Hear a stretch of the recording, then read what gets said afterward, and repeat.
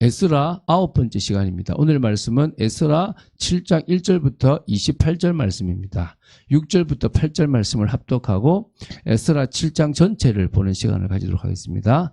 그러면 에스라 7장 6절부터 8절 말씀을 한 목소리로 합독하도록 하겠습니다. 이 에스라가 바벨론에서 올라왔으니 그는 이스라엘의 하나님 여호와께서 주신 모세의 율법에 익숙한 학자로서 그의 하나님 여호와의 도우심을 입음으로 왕에게 구하는 것은 다 받는 자이더니 아닥사스다 왕 제7년에 이스라엘 자손과 제사장들과 레위 사람들과 노래하는 자들과 문지기들과 느디님 사람들 중에 몇 사람이 예루살렘으로 올라올 때에 그 에스라가 올라왔으니 이는 제7년 5째 달이라.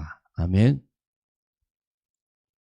자, 에스라서는 제1차 포로 귀환으로부터 제3차 포로 귀환 직전까지의 약 한 90여 년간의 역사를 다루고 있는 그런 성경책입니다.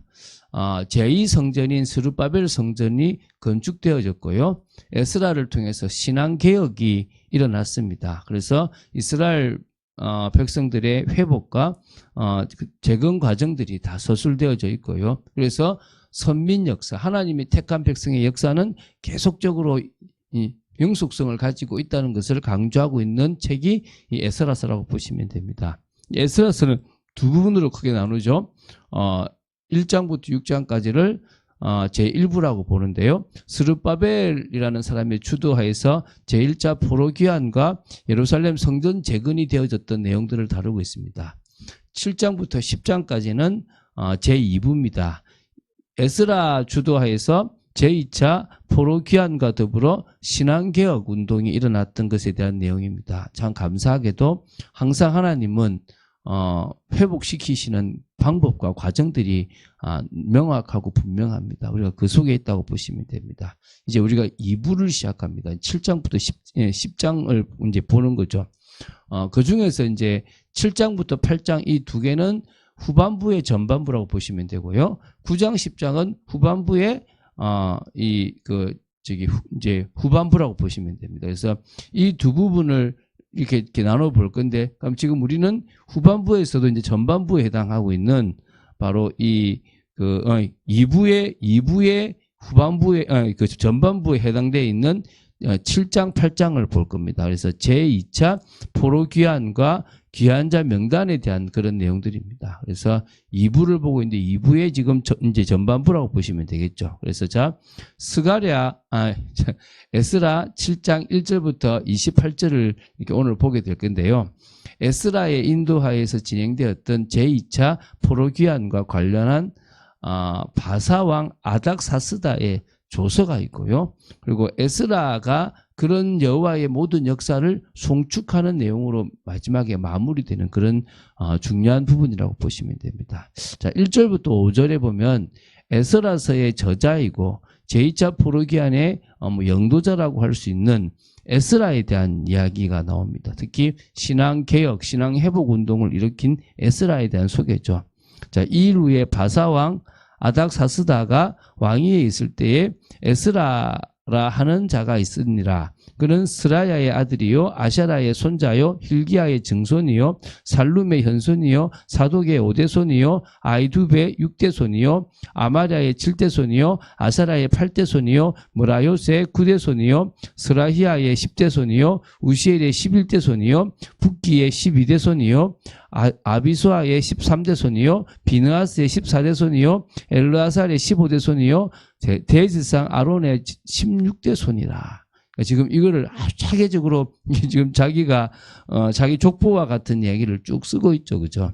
한마디로 대제사장 아론의 그 자손 중에 한 사람으로서 제사장이면서 또 이 정말 또 이제 율법을 이렇게 알고 있는 그런 정말 중요한 사람이 누구다? 바로 이 에스라라고 하는 사람이라는 겁니다. 그래서 여기 보면 2일 후에라고 하는 것은 성전 봉헌식과 유월절 절기를 말합니다. 그 일이 있은 이후에 제5대 왕이었던 아닥사스다가 왕위에 있을 그때에 제2차 포로 귀환이 일어났다는 겁니다. 그게 이제 에스라 중심으로 일어난 거죠. 그때 이제 왕의 신임을 받는다는 게 이제 우리가 이제 6절인가 거기 보면 나오거든요. 그래서 이제 그 신임을 받았던 그런 이 누굽니까? 에스라가 파견된 겁니다. 어디로 파견됩니까? 이 이스라엘 땅으로 파견이 되었습니다. 그래서 이 아닥사스다는 그 당시에 헬라나 또 애굽이 이 바사의 이 바사의 지배하에서 벗어나려고 하는 움직임이 있었던 때이기 때문에 에스라를 또 거기 중심에서 이렇게 보냈을 수도 있습니다. 근데 이제 이 에스라를 보내서 뭔가 하려고 했지만 나중에는 예루살렘 성벽을 재건하려고 하는 일이 반역으로 이어질 수 있다는 사실을 그럴 수도 있다고 생각해서 성벽은 짓지 않도록 그렇게 조서를 내리기도 했던 인물이 아닥사스다라고 보시면 됩니다. 이제 6절부터 10절을 볼 건데요. 그 중에 이 보면은 이 에스라가 바벨론에서 올라왔으니, 그러니까 이 지금 페르시아나 바벨론을 같은 나라로 지금 보고 있는 거죠.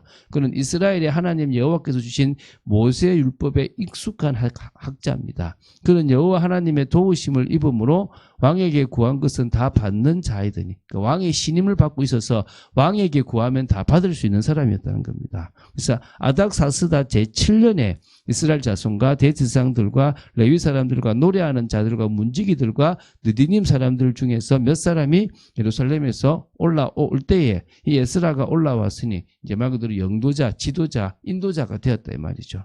왕의 제7년 5째 달이라 첫째 달 초하루에 바벨론에서 길을 떠났고 하나님의 선한 손에 도우심을 입어, 참 감사하죠, 그죠? 하나님이 선하게 도우셔가지고 5째 달 초하루에 그러니까 딱 몇 개입니까? 5개월, 그러니까 딱 4개월 걸렸다고 볼 수 있겠죠. 예루살렘에 이르게 되었습니다. 에스라가 여호와 율법을 연구하여 준행하며 율례와 규례를 이스라엘에게 가르치기로 결심하였었더라. 이제 교회, 그러니까 다시 말하면 성전이 회복돼서 하나님을 바라볼 수 있는, 하나님을 만날 수 있는 준비가 됐는데 하나님을 만나는 방법, 율법을 지키고 이런 부분들을 모르기 때문에 그것에 대해서 이제 제대로 가르치겠다는 겁니다. 그래서 학사 겸 제사장이었던 이 에스라가 이 하나님의 도우심 속에서 아닥사스다의 허락으로 지금 오게 되었다라고 보시면 되겠죠. 그래서 이때가 BC 한 458년입니다.